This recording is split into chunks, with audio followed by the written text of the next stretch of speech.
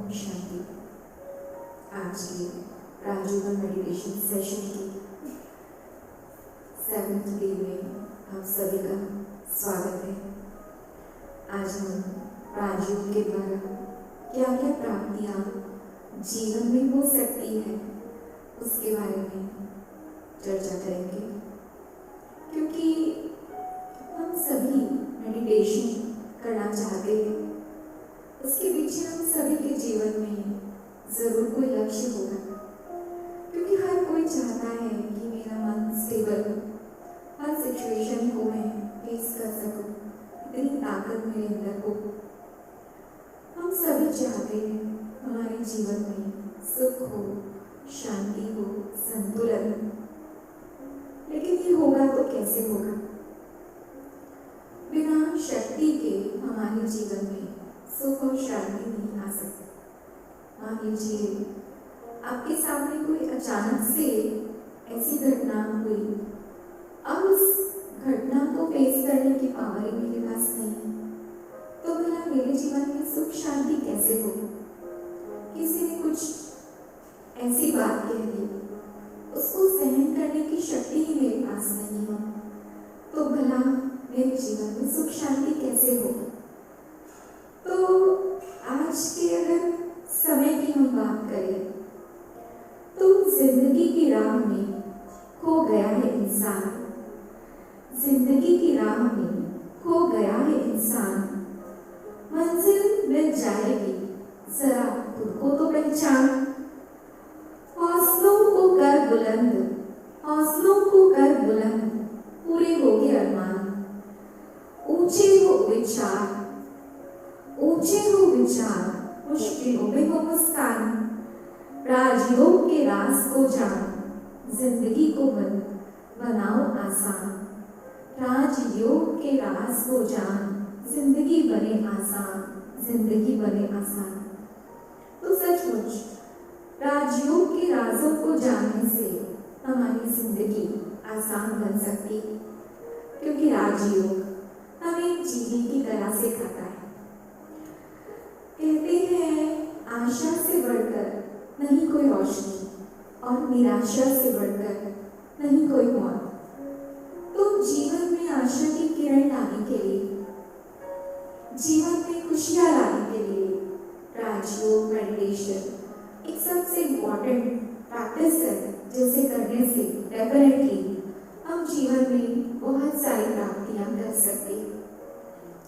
आज के सेशन में जहाँ मेडिटेशन से क्या क्या बेनिफिट्स हैं, कौन कौन सी पावर्स हमें मिलती है, अब जो हमारे प्रैक्टिकल लाइफ में एक वंडरफुल कार्य कर सकती है, उसके बारे में भी जानेंगे।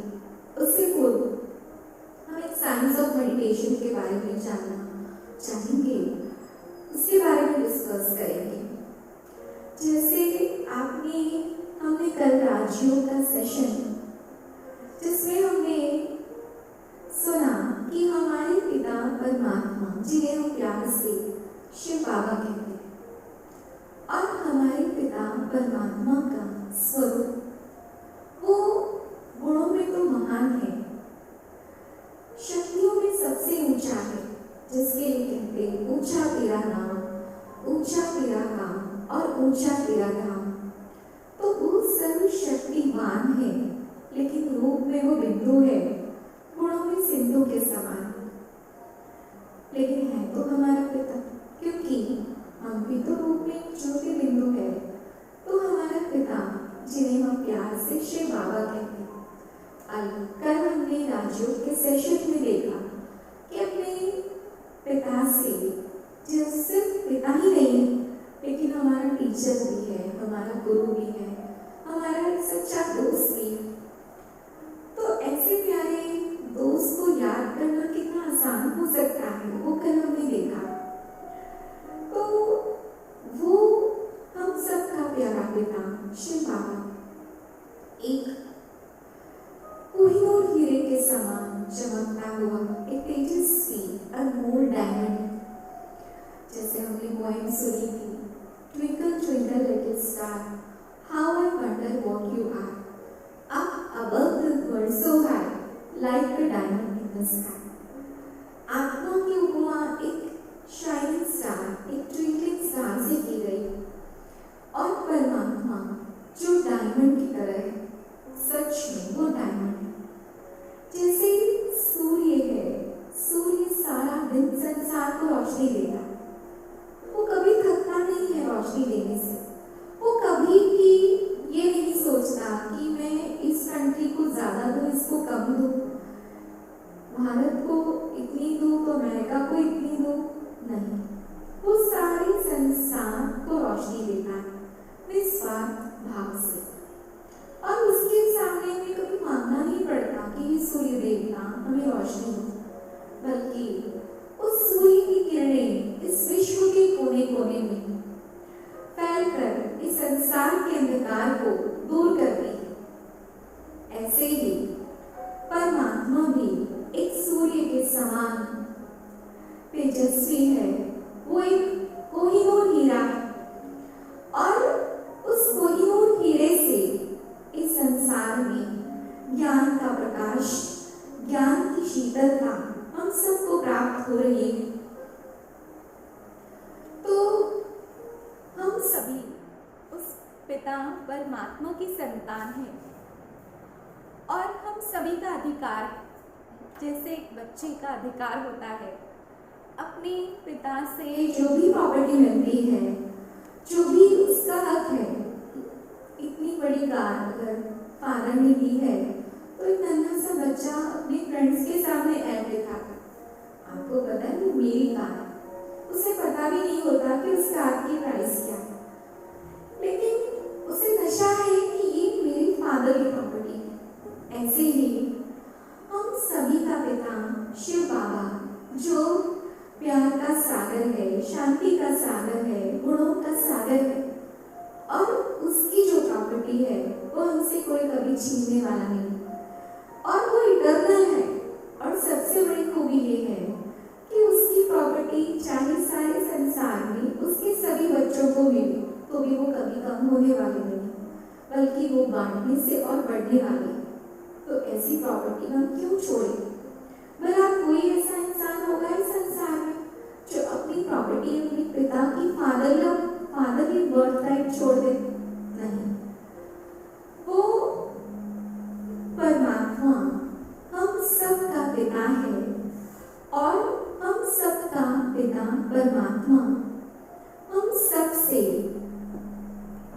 प्रॉपर्टी देने के लिए अपनी खुले भंडार हम सबको देने के लिए आया। इसीलिए हम सभी क्यों ना अपने पिता से अपना अधिकार ले। तो जैसे हमने पोएम सुनी कि हम सबके पिता शिव बाबा, जो ऊंची दुनिया परम धाम में एक कोहिनूर हीरे के समान शाइनिंग स्टार है।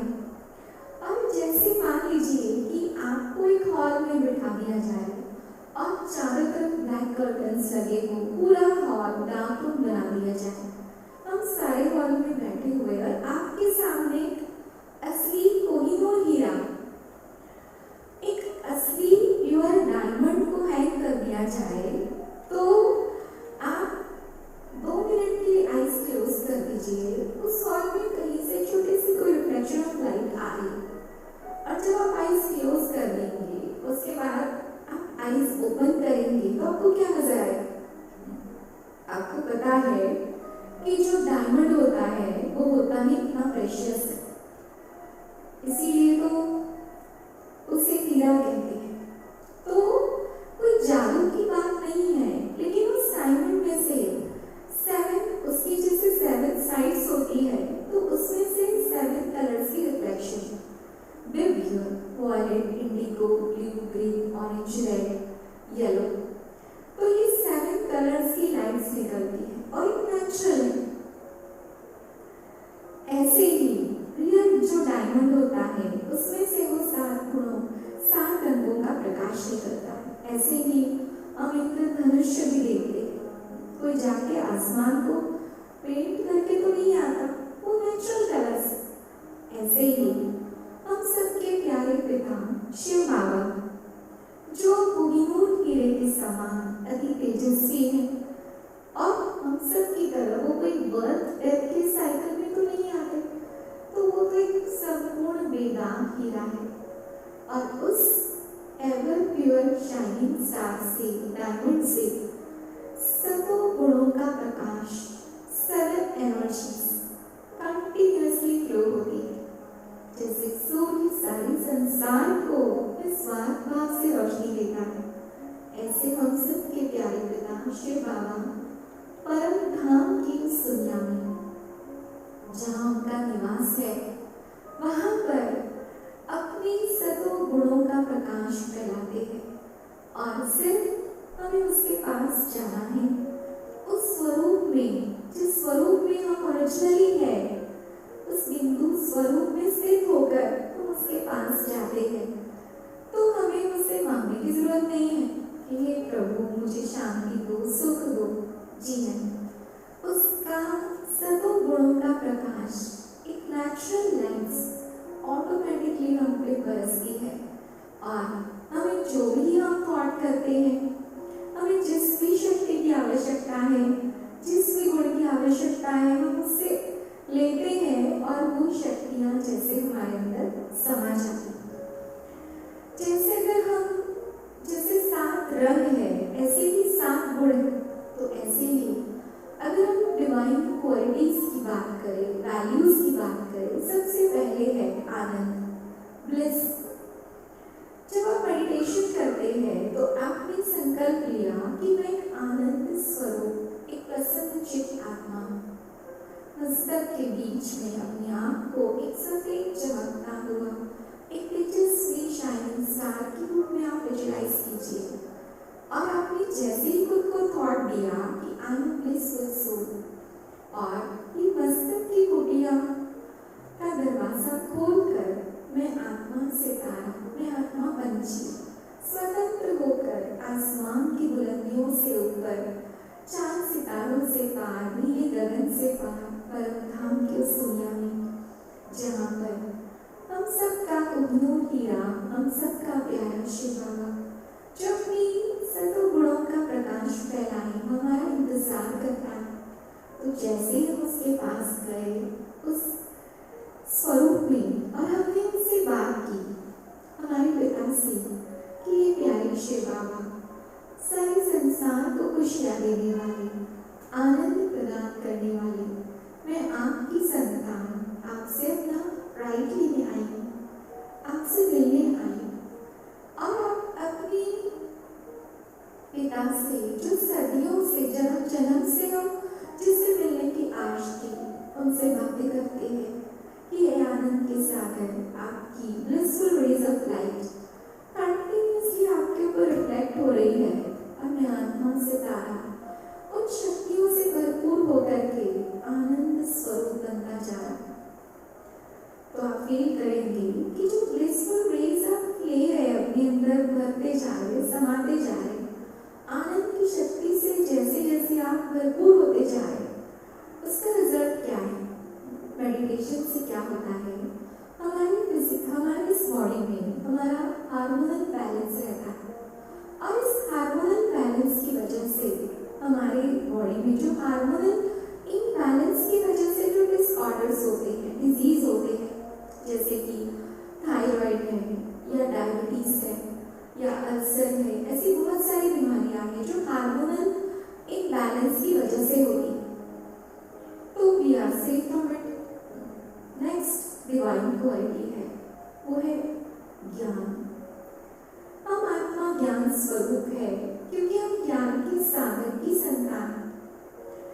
तो जैसे ही हमें चमकता ज्ञान का प्रकाश में सितारा बनकर मन और बुद्धि के प्लेन में बैठकर परम धाम की दुनिया में जाते हैं, वो ज्ञान का सागर अपनी किरणें फैलाए, वो ज्ञान सूर्य, हम सबका प्यारा शिव बाबा, हम सबका खुदा दोस्त, जब हम उससे मिलते हैं वो अपने ज्ञान की प्रकाश में किरणें हम पे बरसाता है और हम उससे बातें भी करते हैं कि ये ज्ञान सागर कमाल के, आपको आपके ज्ञान के प्रकाश ने तो मेरे जीवन का अंधेरा ही समाप्त कर दिया।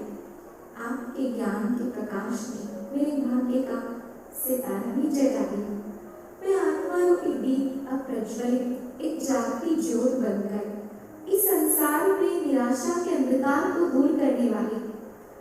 तो आप हम सभी अपने पिता से मिलन भी बना रहे हैं और उससे प्राप्त उन शक्तियों का आनंद भी ले रहे हैं।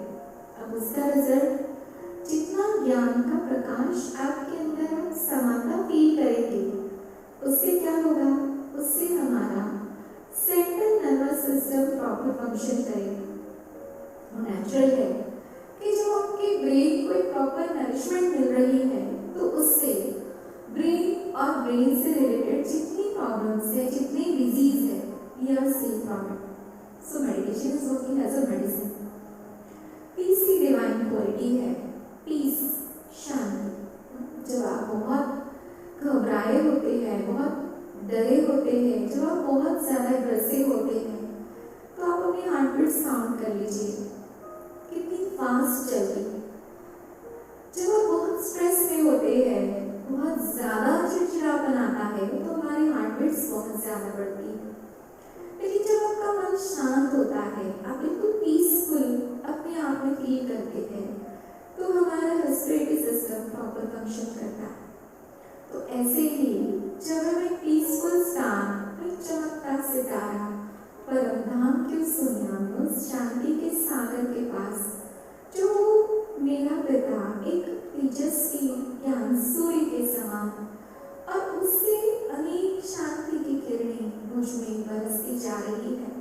अब वो शांति की किरणों का प्रकाश उस सितारे में समाता जा रहा है। जब आप अपने अंदर उस शांति की किरणों को महसूस करते हैं, तो उसका इफेक्ट है कि हमारी बॉडी का रेस्पिरेटरी सिस्टम प्रॉपर फंक्शन करता है। और नेचुरल है कि उससे जुड़ी हुई जितनी बीमारियां हैं, हम उससे सेफ रहते हैं। क्योंकि आप सभी के साथ हम ये बातें इसीलिए शेयर कर रहे हैं कि मेडिटेशन में आप सिर्फ एक ही बात सोचेंगे, I am a soul, I am a soul, I am a peaceful soul, I am a powerful soul. ये कोई रट्टा लगाने वाली बात नहीं है, इससे हमें कोई एक्सपीरियंस होने वाला नहीं है। हमें सिर्फ बोलना या उसको रिपीट करना नहीं है, हमें उसका अनुभव करना है। और सबसे बड़ी खासियत है कि मन जो है ना, उसको बहुत सारी वैरायटी पसंद है, वो एक जगह टिकता नहीं है। पहली बात तो उसको एक बच्चे की तरह, एक बहुत नाजुक बच्चे की तरह संभालना पड़ता है, बहुत प्यार से उसे गाइड करना होता है, डायरेक्शन देना होता है। और उसे वैरायटी चाहिए, जैसे आपको खाने में वैरायटी चाहिए, पहनने में वैरायटी चाहिए, घूमने में वैरायटी चाहिए। ऐसे ही हमारे मन को भी रोज नए नए सुंदर विचारों से हम सजाते हैं। मेडिटेशन में भी हम रोज नए नए पावरफुल थॉट्स मन को देते हैं, तो हमारा मन शक्तिशाली भी रहता है और खुश भी रहता है, एनर्जाइज भी रहता है। तो जैसे आपने मन को थॉट दिया, मैं शांत स्वरूप, शांति के सागर की शांति की किरणें मुझ आत्मा में, मुझ सितारे में, मुझे वो किरणें छूकर मुझ में समाती जा रही, तो वो शांति की शक्ति आपके बॉडी का रेस्पिरेटरी सिस्टम को प्रॉपरली कंट्रोल करती है। नेक्स्ट डिवाइन क्वालिटी है प्रेम, लव। दुनिया में हार्ट दिल की निशानी दिखाते हैं। हार्ट, जैसे हार्ट आप देखते हैं, क्योंकि दिल को चाहिए प्यार, और दिल को प्यार नहीं मिलता। हमारी लाइफ में हम देखते हैं कि हमें प्यार नहीं मिलता, हमारी डिमांड्स फुलफिल नहीं होती है, तो व्यक्ति के अंदर अनसेटिस्फैक्शन रहता है, और उसकी वजह से हार्ट पे ऊपर बहुत असर पड़ता है। हम देखते हैं घरों में बड़ों को रिस्पेक्ट या उनकी डिमांड्स पूरी नहीं होती है किसी की भी, तो वो उसका दिल टूट जाता है। किसी ने कुछ ऐसी बात बोली, कुछ ऐसे शब्द कहे, किसी को हार्ट अटैक तक आ जाता है। तो जीव के लिए कहते हैं कि वैसे tongue has no bones but it can break bones. जीव को वैसे हड्डियां नहीं है, लेकिन ऐसी वाणी बोलते हैं जैसे हड्डियां में टूट जाती है। हार्ट, किसी को हर्ट करने से हार्ट पे ब्रेक हो जाता है। तो हर इंसान की जरूरत है प्यार। प्यार किसी से भी आप प्यार से बात करेंगे लेकिन सारा दिन आप किसी को इरिटेट होकर बात करेंगे, बार बार एग्रेसिव होकर के किसी को ऑर्डर करेंगे, बातचीत करेंगे, तो कोई सर्वेंट भी आपके पास नहीं टिक सकता। तो हर आत्मा की जरूरत है प्रेम। लेकिन आज के समय की हालत हम देखते हैं कि आज की दुनिया में हर इंसान के अंदर ये जो सुख, शांति, खुशी, प्रेम, पॉजिटिविटी, ये सारे स्टॉक जैसे खाली हो गए, बचे ही नहीं, जैसे कि है नहीं। अब आप बताइए कि जिसके पास स्टॉक ही नहीं होगा वो आपको क्या दे? और हम जबरदस्ती कहते हैं आप मुझे रिस्पेक्ट दो, आप मुझे प्यार दो, आप मुझसे ऐसी बात करो, आप मुझसे ठीक से बात करो। अरे सामने वाले के पास जो देने के लिए प्यार ही नहीं है तो वो फिर आपके साथ प्यार से बात कैसे करे? उसके पास देने के लिए है ही नेगेटिविटी। तो आज इस बात को नहीं समझ पा रहे थे और हम उससे लेना चाह रहे थे जिनके पास नहीं। क्यों ना उससे ले जो सबको देने वाला है और जिससे लेना हमारा बर्थराइट है, जो संसार का दाता है। हम जैसे ही मन को थॉट देते हैं कि आई एम अ लवफुल स्टार, मैं प्रेम स्वरूप आत्मा हूँ, और जैसे ही मैं प्रेम का सितारा, मैं चमकता एक शाइनिंग स्टार पहुँच गया प्यार के सागर के पास। वो जो भी बिंदु मुस्कुरा रहा है वो प्यार का सागर अपनी प्यार की किरणों रूपी बाहों में बाहें फैलाए मेरा इंतजार कर रहा। और हम जिस प्रकार से शिव बाबा से बातचीत करते हैं कि हे प्यार के सागर शिव बाबा, आप सबको निस्वार्थ प्यार देने वाले, मैं आपकी संतान हूँ, तो सबसे पहला तो मेरा राइट है क्योंकि आप मेरे बाबा हो, मैं आपका बच्चा हूँ। तो मुझे आप इतना प्यार से भरपूर कर दो कि मैं भी आपकी तरफ इतना भरपूर होकर के मुझसे और लोग के सबको मिले। मुझे किसी के आगे हाथ ना फैलाना, मैं किसी से क्यों लूं? जब मेरा पिता सारे संसार का भाग्य विधाता है, सारे संसार को देने वाला है, तो मुझे किसी से लेने की क्या आवश्यकता है? जब आप प्यार के सागर की किरणों में खो जाएंगे, आप प्यार के सागर से इस तरह से प्रेम की शक्ति की किरणों का अनुभव करेंगे, आप बिल्कुल डूब जाएंगे और आप सच में एक इतना सुंदर ही जीवन का अनुभव है जब आपको वो प्यारे प्रभु का अनकंडीशनल रिलायबल लव, निस्वार्थ प्यार की बरसात आपके ऊपर होगी। आप अंदर से इतने कंटेंटेड फील होंगे, आपको इतनी सेटिस्फैक्शन मिलेगी, आपको ऐसा लगेगा जैसे मुझे सब कुछ मिल गया है। I got everything in my life. I want nothing. मुझे कुछ नहीं चाहिए। ये एक बहुत सुंदर एहसास जो हम जीवन में अनुभव करते हैं। और जब आपका हार्ट, दिल प्यार से भरा हुआ है, तो मेरा हार्ट की प्रॉब्लम कैसे हो सकती है? तो कहते हैं give your heart to God, He will save from all heart problems. तो कितनी सुंदर बात है। क्यों हम किसी और से ले जब हम सबका पिता सारे संसार को देने वाला दाता है। नेक्स्ट डिवाइन क्वालिटी है हैप्पीनेस, खुशी। खुशी के लिए कहा जाता है खुशी जैसी खुराक नहीं, चिंता जैसा रोग नहीं। तो खुशियों के सागर की, खुशियों की किरणों की बरसात हम पे हो रही है। जब आप मेडिटेशन में बैठे, आपने मस्तक में देखा मैं खुश नसीब आत्मा एक चमकती प्रकाश में ज्योति जगमगाते हुए पहुंच गई परम धाम, अपनी खुशियों के सागर के पास, और जिससे निरंतर खुशियों के किरणों का प्रकाश मुझ पे प्रवाहित हो रहा है। और उन खुशियों के किरणों के नीचे मैं अपने आप को खुशियों से भरपूर आत्मा, सुखमय आत्मा फील कर रही हूँ। तो जितनी खुशी आपके अंदर होगी उसकी निशानी होगी कि आपका डाइजेस्टिव सिस्टम प्रॉपर फंक्शन करे। क्योंकि जो बहुत खुश रहते हैं, जैसे आपके घर में कोई बहुत सेलिब्रेशन है, कोई पार्टी है, तो इतना खुश होकर सारा तैयारी करते हैं, डेकोरेशन करते हैं, और आपको भूख प्यास भी मिट जाती है। फिर कोई कह देता अरे आज तो इसका पेट तो खुशी से भर गया।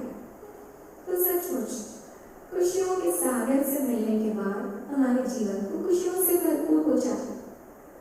नेक्स्ट डिवाइन क्वालिटी है पवित्रता। इस संसार में अगर सबसे ऊंचा, सुप्रीम, परम पवित्र, जिसके ऊपर किसी भी प्रकार का कोई दाग नहीं है, कोई भी प्योरिटी का अंश नहीं है, वो परम पवित्र हस्ती अगर है तो वो हम सबके प्यारे पिता शिव बाबा, जो पवित्रता के सागर है और हम उनकी संतान हैं। उन्होंने तो हमें संसार में अपने जैसा ही बना के भेजा है। God has made man in His own image, लेकिन हम इस संसार के मेले में आकर मैले हो गए और धीरे धीरे धीरे आज हमारी स्टेज ऐसी हो गई कि हमारी पवित्रता सब कुछ खत्म हो गया और आज हमें उस ईश्वर को हमें पुकारना होता है कि हे प्यारे प्रभु हमें पावन बनाओ। सोचने की बात है, क्या गंगा में डुबकी लगाने से या बहुत पावरफुल कोई स्टेन रिमूवर लगाने से या बहुत कोई अच्छी क्वालिटी की सोप या सर्फ लगाने से क्या हम आत्मा साफ होगी? जी नहीं। राम तेरी गंगा मैली हो गई पापियों के पाप धोते धोते। हमारे तो पाप धुलने नहीं बल्कि गंगा ही मैली हो गई। तो मन की स्वच्छता, आत्मा के अंदर प्योरिटी आएगी तो कहाँ से आएगी? जब तक उस पवित्रता के सागर से, पवित्रता की रोशनी हम जब उन पवित्रता के सागर से वो ऑलमाइटी से पवित्र किरणें अनुभव करते हैं, बिल्कुल एकाग्र होकर अपने आप को एक बिंदु स्वरूप में स्थित करके परम ज्योति बिंदु डायमंड स्वरूप शिव बाबा से निरंतर पवित्रता की किरणों का प्रकाश अपने अंदर फील करते हैं तो हमारे अंदर की जितनी नेगेटिविटी है, जितनी बुराइयां हैं, उनका ऑटोमेटिकली जैसे कि विनाश हो जाता है। और इसीलिए गीता में लिखा हुआ है कि योग अग्नि दग्धि विकर्म। योग एक ऐसी अग्नि है जो हमारे आत्मा पे जो पाप कर्मों के दाग, ब्लैक स्पॉट्स हैं, उनको रिमूव करती है, जो आज हम सदियों से नहीं कर पाए। हमने इतनी भक्ति, पाठ, पूजा, व्रत, उपवास, शास्त्र न जाने क्या नहीं किया, लेकिन फिर भी आत्मा को स्वच्छ नहीं कर पाए क्योंकि हमें विधि नहीं पता थी। जैसे सनलाइट के बीच में लेंस रखो, सनलाइट में तो लेंस के ऊपर जो सन रेज कंसंट्रेट हो जाता तो नीचे रखा हुआ कागज जल जाता है। इसी प्रकार से हम भी जब प्यार के सागर से, सर्वशक्तिवान से, उस पवित्रता के सागर प्यारे प्रभु से अनंत शक्तियों को अपने अंदर समाते हैं तो उससे हमारे अंदर की नेगेटिविटी भस्म हो जाती है और आत्मा स्वच्छ, पवित्र, साफ बन जाती है। और जितनी प्योरिटी की पावर आपके अंदर होगी उतनी इम्यूनोलॉजिकल सिस्टम, आपके अंदर इम्यूनिटी पावर बढ़ेगी, आपका इम्यूनोलॉजिकल सिस्टम प्रॉपर फंक्शन करेगा। नेक्स्ट डिवाइन क्वालिटी है रेड फॉर पावर, शक्ति का प्रतीक है और हम सबका पिता, सर्व शक्तियों का सागर, हम उसकी संतान, शक्ति स्वरूप, सारे संसार को शक्तियां देने वाला, हम उसके बच्चे। हमारे पास क्या कोई ताकत नहीं है और कहाँ चली गई हमारी ताकत? तो उस ताकत को लेने की विधि हमें सही हो जाए तो हम भी तो उसके जैसे ताकतवर बन सकते हैं। वो सर्वशक्तिमान है तो मैं मास्टर सर्वशक्तिमान। और जब हम अपनी मन की तान जोड़ते हैं पावर हाउस से, उससे जो करंट मिलता है, जो एनर्जी मिलती है, बस आपका मन जैसे ही एकाग्र हो गया, करंट मिलना शुरू। आपने प्रॉपरली प्लग पावर हाउस के साथ कभी लगाया नहीं, हमने कभी डेली रेखाओं से लगाया, कभी हम बैठे ध्यान में तो मन भटकने लगा, कभी तार जुड़ी ही नहीं है तो करंट आएगा कैसे? और जब करंट ही नहीं आया तो एनर्जी मिली नहीं, तो एनर्जी नहीं मिली तो पॉजिटिविटी नहीं आई, पॉजिटिविटी नहीं आई तो बुराइयां खत्म नहीं हुई। सदियों से कोई पाठ पूजा भक्ति करता, सन्यासी सदियों से तपस्या कर रहा है लेकिन अपने क्रोध को नहीं मिटा पाए, अपनी बुराइयों को नहीं कर पाए, भस्म कर पाए। कारण ये है कि विधि से ही सिद्धि मिलती है। तो राजयोग की विधि क्या है वो हमने जाना कि जब तक आप अपने आप को इस फिजिकल बॉडी से, शरीर से होकर खुद को आत्मिक स्थिति में स्थित नहीं करते, तब तक आपकी तार परमात्मा से नहीं जुड़ सकती है। तो जैसे ही कनेक्शन हुआ, बस करंट मिलना शुरू और बस एनर्जी आती है, शक्ति आती है। तो राजयोग से हमारे जीवन में अष्ट शक्ति आती है। आप सोचेंगे कौन सी 8 पावर्स? ऐसे तो बहुत सारी पावर्स, लेकिन स्पेशली 8 पावर्स अष्ट शक्तियां कहा गया है, क्योंकि आप देखते हो कि अक्सर करके देवियों को अष्टभुजाधारी दिखाते हैं, 8 भुजाएं दिखाते हैं दुर्गा को। तो देवियों को शिव शक्तियां कहा गया है। कहते हैं कि जब असुर आए तो उनका संहार करने के लिए शिव शक्तियां प्रकट हुई, ब्रह्मा के द्वारा आदि शक्ति प्रकट हुई और उन्होंने असुरों का संहार किया। तो ये शक्तियां जो है कौन? ये शिव की शक्तियां, अर्थात शिव की संतान। तो हम भी तो शिव की संतान है, चाहे मेल है फीमेल है, हम भी शिव की शक्तियां हैं। और हमें ही अपने जीवन में ये अष्टभुजा अष्ट शक्तिधारी बनना है, क्योंकि भुजा शक्ति की निशान है। एक्चुअल में आज हम जिस साइंस युग में रह रहे हैं, कोई असुर किसी ने देखा कभी जो बहुत बड़ी हाइट का, कोई 50 फुट लंबा व्यक्ति हो, जिसके बड़े बड़े दांत, बड़े बड़े नाखून और बहुत बड़ा भयानक सा रूप है? क्या कभी किसी ने देखा? ना कोई ऐसी माँ है, ना कोई ऐसा असुर पैदा हुआ। ये सिर्फ हमने टीवी सीरियल्स में या पिक्चर्स में देखा। एक्चुअल में तो असुर हमारे अंदर छिपी हुई जो नेगेटिविटी, काम, क्रोध, लोभ, मोह, अहंकार, अब इनसे जुड़ी बहुत सारी विकार है, यही वास्तव में असुर। आज किसी में क्रोध आ जाता है, वो सामने वाले को शूट कर देता है, उसकी हत्या तक कर देता है। आतंकवादी जैसे क्रिमिनल्स, मन में आक्रोश, मन में ईर्ष्या, जिद, वैर, विरोध की भावनाएं आती है तो पता नहीं क्या कर देते हैं, कितनों के जीवों का नुकसान करते हैं। तो ये असुर ही तो क्या है? तो हमें ही इन शक्तियों के द्वारा अपने अंदर छिपे हुए असुरों का, बुराइयों का नाश करना है और साथ साथ औरों के अंदर की भी बुराइयों का नाश करना है। तो दुर्गा माना ही दुर्गुणों का नाश करने वाली अष्टभुजाधारी। तो अष्ट शक्तियां कौन सी है? सबसे पहले है सहन शक्ति।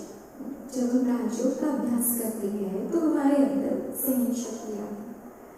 जैसे एक झुका हुआ पेड़, आप देखते हैं कि एक पेड़ को काटने वाला वुड कटर पहले उसी की शीतल छाया में आराम करता है और फिर उसी को काटने को दौड़ता है। उसी पेड़ के मीठे फलों को तोड़ने के लिए बच्चे पत्थर फेंकते हैं, लेकिन वो पेड़ कभी नहीं कहता मेरी छाया में बैठने वाले तो मुझे काट रहे हो, मेरे ही मीठे फल लेने के लिए तुम मुझे पत्थर फेंक रहे हो। नहीं, फिर भी वो देता क्या है? मीठे फल ही देता है। ऐसे ही एक सहनशील व्यक्ति, जब हम राजयोग का अभ्यास करते हैं और सर्वशक्तिमान पिता से अपने अंदर शक्तियों का एहसास करते हैं, तो हमारे अंदर भी सहन शक्ति आती है। जैसे महात्मा बुद्ध की बात है कि वो तपस्या में बैठे हुए थे और एक बार अचानक से उनके सामने व्यक्ति खड़ा हुआ, उनकी तपस्या को भी भंग कर दिया और उन्हें बहुत सारी गालियां देने लगा। इतनी सारी गालियां देता रहा और फिर आधे घंटे के बाद उनकी ओर देखता रहा कि उनके ऊपर क्या रिएक्शन है। महात्मा जी एकदम शांत स्थिति में बैठे हुए। उसने पूछा, आपने सुना नहीं मैंने क्या कहा? तो महात्मा बुद्ध ने कहा, मुझे एक बात बताओ कि अगर कोई किसी को कोई वस्तु देता है और उसे उसकी जरूरत नहीं है और वो उसे स्वीकार नहीं करता, तो वो वस्तु किसके पास रहती है? उसने कहा उसी के पास रही। जब उस सामने वाले ने ली नहीं तो उसी के पास रही। तो महात्मा बुद्ध जी ने कहा कि तुमने मुझे जो कुछ देने की कोशिश की,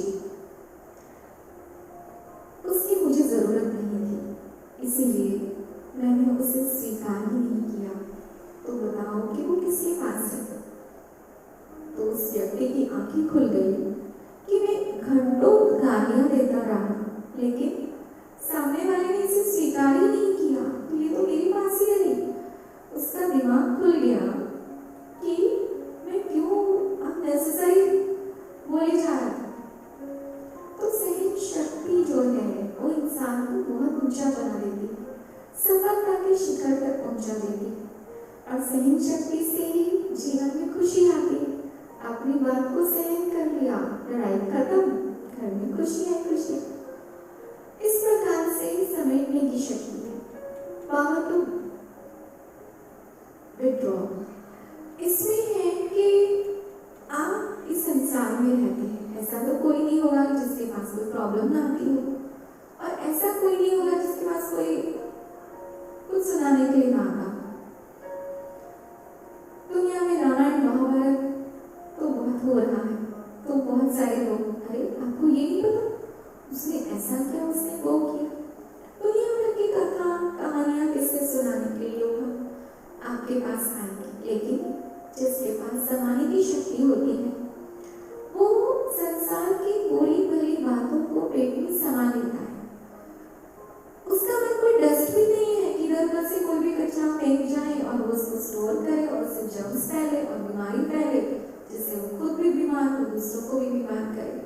जी तो सहन शक्ति जो है, इसका सबसे बड़ा उदाहरण है कि एक बार क्या हुआ था, एक राजा, उस राजा के पास, उस राजा ने दरबार में एक बहुत बड़ा मेला लगाया, और उस मेले में एक मूर्तिकार जो है वो उसने बहुत सुंदर एक जैसी 3 मूर्तियां बनाई। एक मूर्ति उसमें से 10 रुपए की, दूसरी मूर्ति 100 रुपए की, और तीसरी मूर्ति 10,000 रुपए की।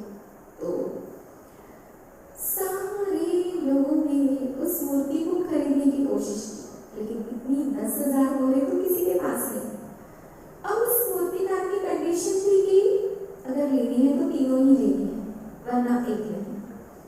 अब बड़े बड़े साहूकार तक आ गए और सोचा कि आखिर इसकी ऐसी कंडीशन क्यों, जो तीनों ही एक जैसी है, तीनों ही बहुत सुंदर है। फिर उनकी प्राइस में, उनकी कॉस्टिंग में इतना अंतर किया। ये बात राजा तक पहुंच गई। राजा भी देखने आया तो राजा ने पूछा कि मूर्तिकार, ये तुम्हारी क्या कंडीशन है, और एक इतनी सस्ती और एक इतनी महंगी। तो जब राजा सामने आया तो उस मूर्तिकार ने कहा, अभी मैं आपको बताता हूँ। उसने एक तीली ली, जिसे तीली होती है झाड़ू की, उसने एक तीली ली और एक पहली मूर्ति के कान में डाला, तो वो दूसरे कान से बाहर निकली। कहता ये 10 रुपए की। दूसरी मूर्ति के कान में तीली डाली, उसके मुंह से बाहर निकली। कहता ये 100 रुपए की। और तीसरी मूर्ति के कान में वो तीली डाली, तीसरी तीली डाली, वो उसके अंदर समा गई। कहता ये 10,000। कहता ये क्या है? कहता है इसके पीछे कुछ भाव है। कहता इस संसार में वो लोग बहुत महत्वपूर्ण है, लेकिन कौन से? सबसे पहले तो उसने बताया कि इस संसार में ऐसे लोग हैं जो अच्छी अच्छी बातें कान से सुनते दूसरे से निकाल देते, उनकी वैल्यू है 10 रुपीज। दूसरे लोग हैं जो अच्छी अच्छी बातें सुनते हैं, किसी को सुनाते तो है, किसी का भला तो करते, जैसे निकाला तिनका डाला और मुंह से बाहर निकली, अच्छी बातें कान से सुनते तो किसी को मुंह से सुनाते तो है। अब तीसरी मूर्ति की वैल्यूएबल क्यों? उसने कान में डाला तो उसके अंदर समा गया। कहता तीसरे वो लोग हैं जो इस संसार में बहुत महत्वपूर्ण है, बहुत वैल्यूएबल है, जो अच्छाई को एक्सेप्ट करते हैं और सिर्फ सुनते ही नहीं है, उसको अपने जीवन में आचरण में लाते हैं, उसको जीवन का हिस्सा बना लेते हैं, वो संसार में बहुत वैल्यूएबल। तो समाने की शक्ति का बहुत बड़ा महत्व है। कचरा फैलाने में हमारा ही नुकसान, दूसरों का तो है, खुद का भी नुकसान। इसीलिए बेटर है कि उसको समेट के रखें, संभाले। फिर है निर्णय करने की शक्ति, परखने की शक्ति। आप देखेंगे कि जीवन की सफलता के शिखर तक पहुंचने के लिए हमें ये दोनों शक्तियाँ बहुत जरूरी। आज के युग में जहाँ हम घोर कलयुग कहते हैं, इतनी कन्विंसिंग पावर है सेल्समैन होते हैं कि कोई भी चीज़ ऐसी आपको इतनी इम्पोर्टेंस बताएंगे कि वो 10 रुपए की चीज़ आपको 1000 रुपए में लेके जाए और आपको आपके सीधे बंदा फायदा उठा सकते हैं। तो इसीलिए आज के इस कलयुगी संसार में जीने के लिए हमें क्या लेना है, क्या नहीं लेना है, किससे बात करनी है, किससे कब तक, कैसे किसको परखना है, तो ये बहुत जरूरी है कि सही क्या है, गलत क्या है। और परखने की शक्ति, व्यक्तियों को परखना, चीज़ों को परखना, आसपास के माहौल के अनुसार अपने आप को ढालना, समय अनुसार चलना, समय के संकेत को समझना। And if you cannot change with the time, then the time will force you to change। तो इन सब के लिए हमारे पास की शक्ति होना बहुत जरूरी है। उसके साथ साथ सामना करने की शक्ति।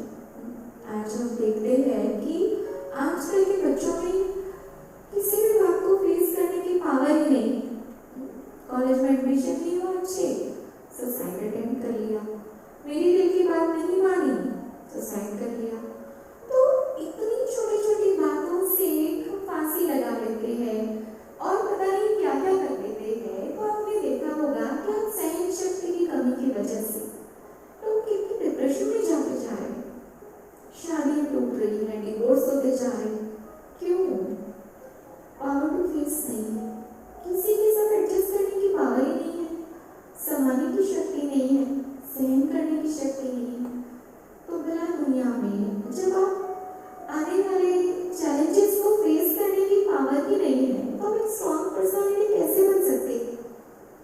उसके साथ साथ है सहयोग शक्ति, टीम वर्क से ही सफलता मिलती है।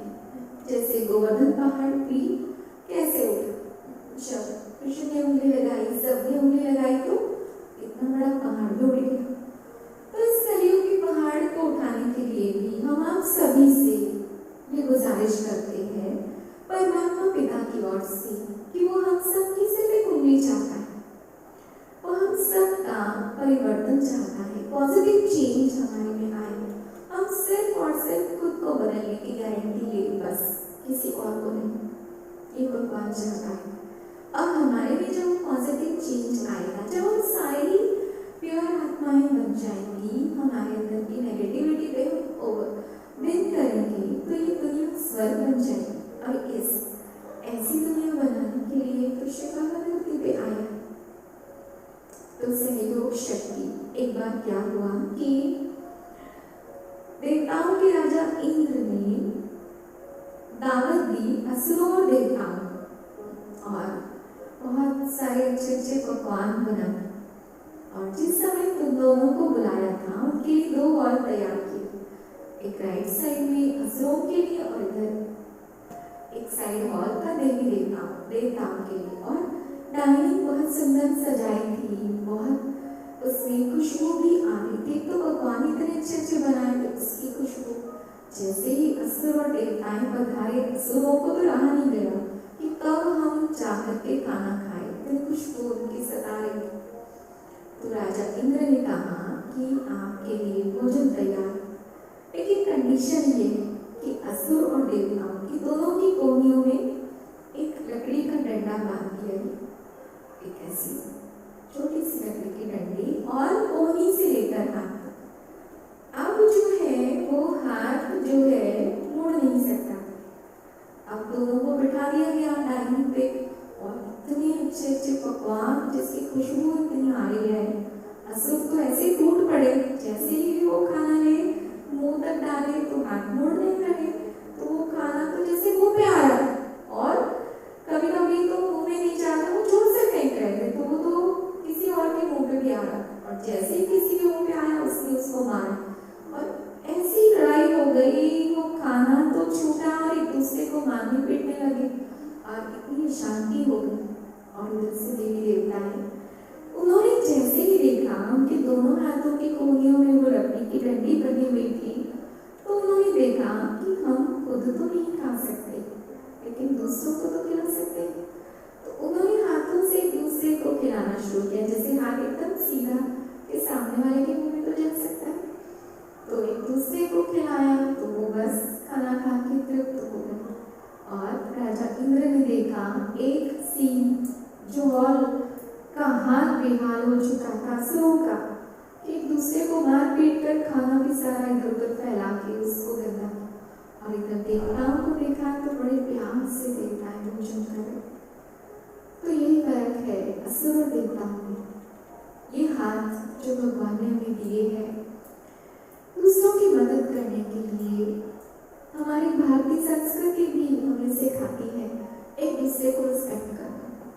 हैंडसम वो नहीं है जो दिखने में बहुत अच्छी पर्सनालिटी वाला, लेकिन हैंडसम वो है जिसके हैंड दूसरों की मदद करने के लिए हमेशा तैयार होते। ऐसे ही समेटने की शक्ति, पावर टू पैकअप। आपने देखा कि हम कहीं भी जाते हैं तो लाइट वेट वाले लगेज को एंजॉय करते हैं, हम सारा घर उठा के तो नहीं जाते कहीं।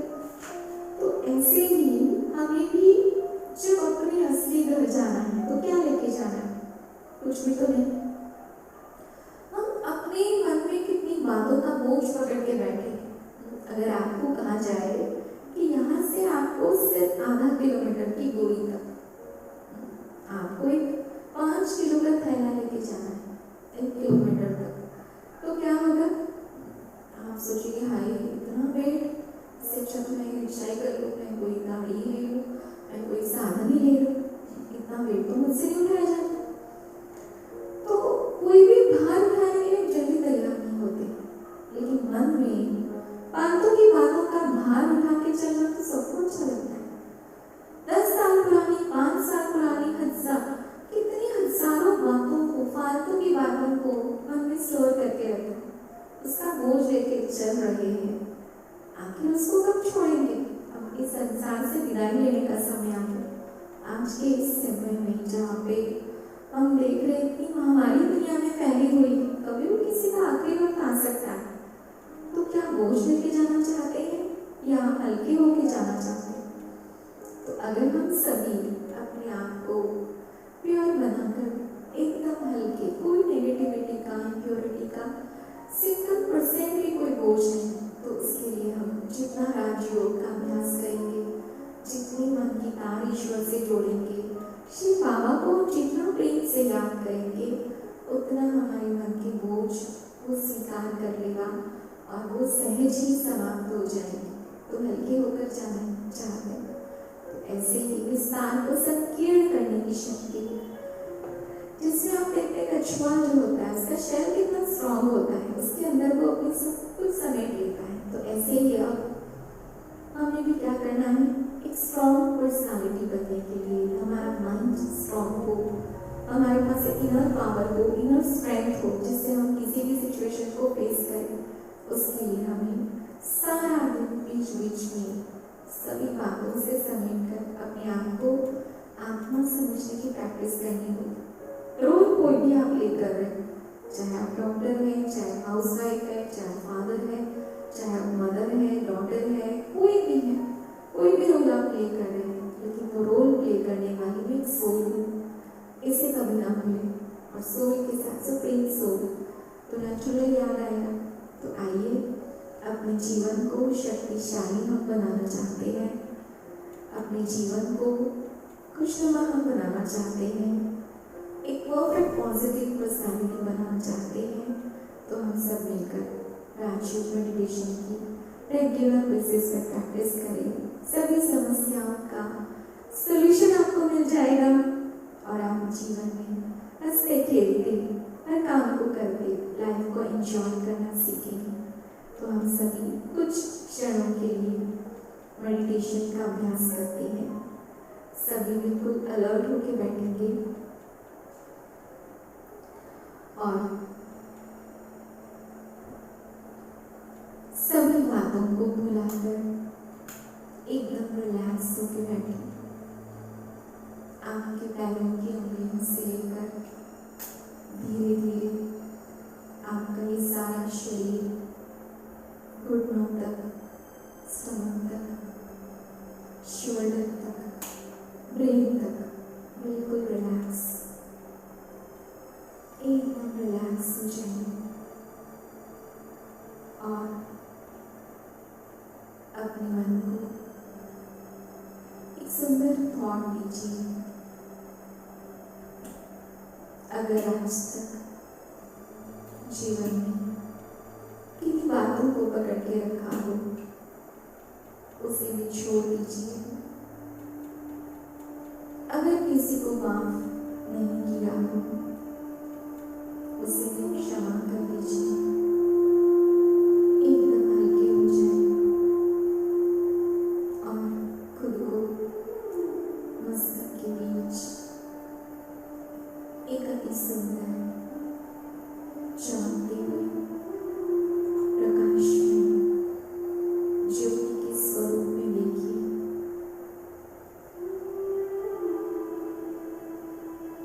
देखिए मस्तक के बीच जहाँ तिलक लगाते हैं, वहाँ पर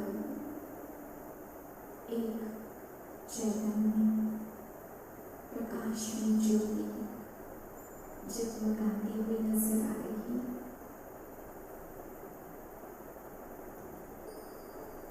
यही मेरा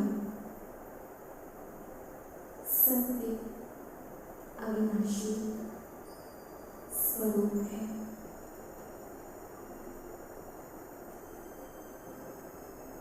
कभी हरिद्वार में या किसी गंगा के तट में आपने देखा होगा कैसे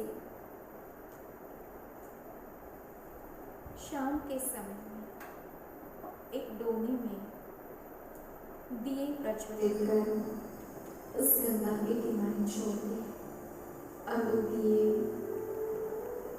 अंधेरे में कैसे चमकते हुए नजर आते हैं। बिल्कुल ठीक उसी तरह इस शरीर के मिट्टी रूपी दिए में आत्मा एक प्रज्वलित ज्योत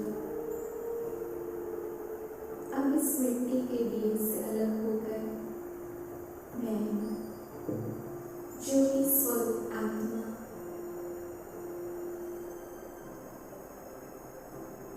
इस देह से निकल मन और बुद्धि के द्वारा धीरे धीरे आसमान की ओर एक जुगनू की तरह इस संसार को रोशन करते आसमान को क्रॉस कर नीले आकाश से पार सबसे ऊंची दुनिया परम धाम एक लाल सुनहरे प्रकाश की दुनिया में पहुंच गई। शांति की दुनिया मेरा प्यारा सा वो घर, उस दुनिया में जगमगाते हुए मैं ज्योति स्वरूप आत्मा पहुंच गई हूँ अपने प्यारे प्रभु के पास, जो मेरे समान मुझ जैसे ही चमकते हुए अति तेजस्वी प्रकाश में ज्योति। देखिए अपनी मन की आंखों से परम तेजस्वी ज्ञान स्वरूप शिव बाबा को, जिनके द्वारा असंख्य पवित्र किरणें तेजस्वी किरणें बिखरी अमित दिव्य किरणों के सानिध्य में उनके अति समीप में आत्मा अपने आप को अति सौभाग्यशाली महसूस कर रही।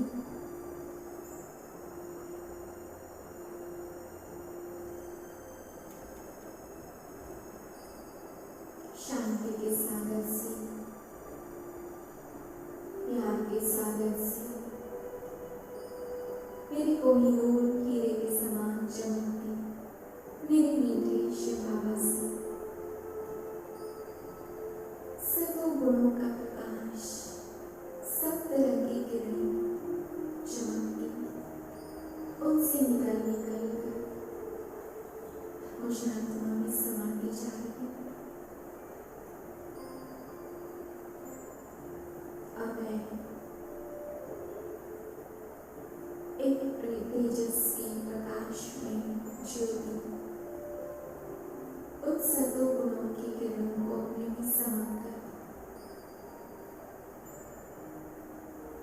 शुद्ध अपमान बनती जा रही है।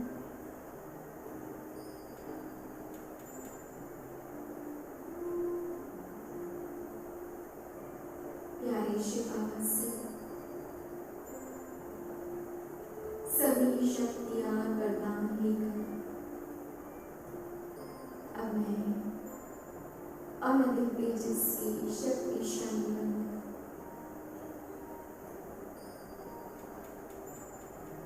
अब मैं अपने प्यारे प्रभु से विदाई लेते हुए वापस जगमगाते चमकते इस धरती पर इस देह में मस्तक के बीच अपने स्थान पर उपस्थित हूँ।